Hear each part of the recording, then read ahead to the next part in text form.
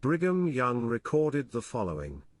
When they assembled together in this room after breakfast, the first they did was to light their pipes, and, while smoking, talk about the great things of the kingdom, and spit all over the room, and as soon as the pipe was out of their mouths a large chew of tobacco would then be taken.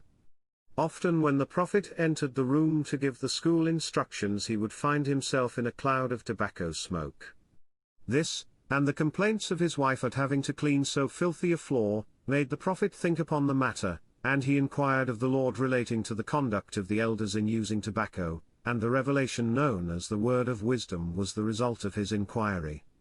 I believe more was involved than what is stated here, as an easy fix to the problem was available without requiring a revelation. Joseph could have asked the men to clean up after themselves. That would have made his wife happy. Joseph could have asked them to smoke outside.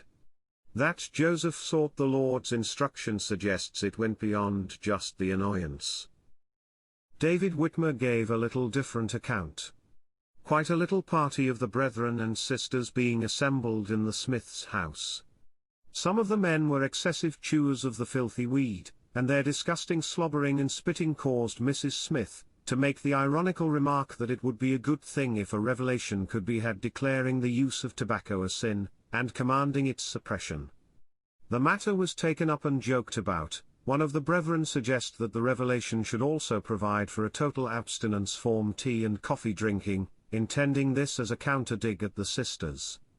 Sure enough, the subject was afterward taken up in dead earnest, and the word of wisdom was the result. This account agrees with Brigham Young on the setting. It however discounts the revelation being inspired and one more of convenience. There are reasons to discount his views. He wrote over 50 years later, after he left the church and had bad feelings towards Joseph Smith, that the brethren would joke about the subject, and Joseph Smith fulfilling the joke would probably be mentioned somewhere soon afterwards. Why did David wait so many years to reveal some evidence that could discredit Joseph Smith and the word of wisdom? Perhaps events did not occur as described. Critics claim that the word of wisdom was not inspired by God but inspired from the temperance movements that existed in those days. There were groups that advocated against some things found in the word of wisdom. Alcohol was the most common target, but coffee, tobacco, and tea also was included. These movements went into many other areas as well. Abstinence from salt, mustard, pepper, and sex were advocated. Warnings for some fruits and vegetables including pineapple and watermelon had been included.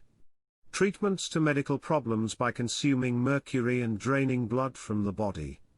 The word of wisdom revelation hits the things more or less good and bad by today's standards and avoids the many temperance movement views that not correct.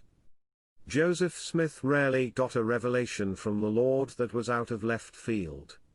Often an issue impressed on Joseph Smith's mind, and as he studied the issue out he sought counsel from the Lord on the matter.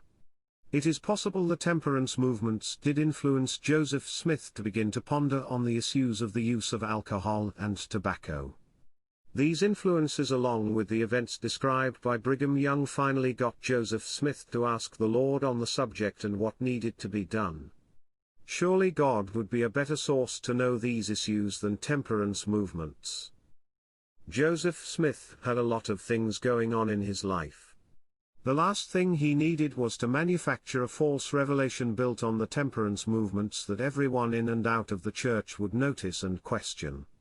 Since there was an easy fix, the main problems his wife and Joseph had with was available without a revelation, there was no reason for him to do this. The temperance movements was society's views on the consumption of alcohol, tobacco, and other things. The word of wisdom was the Lord's view on those subjects. The Lord has a right to have a position as well. Thank you for your time.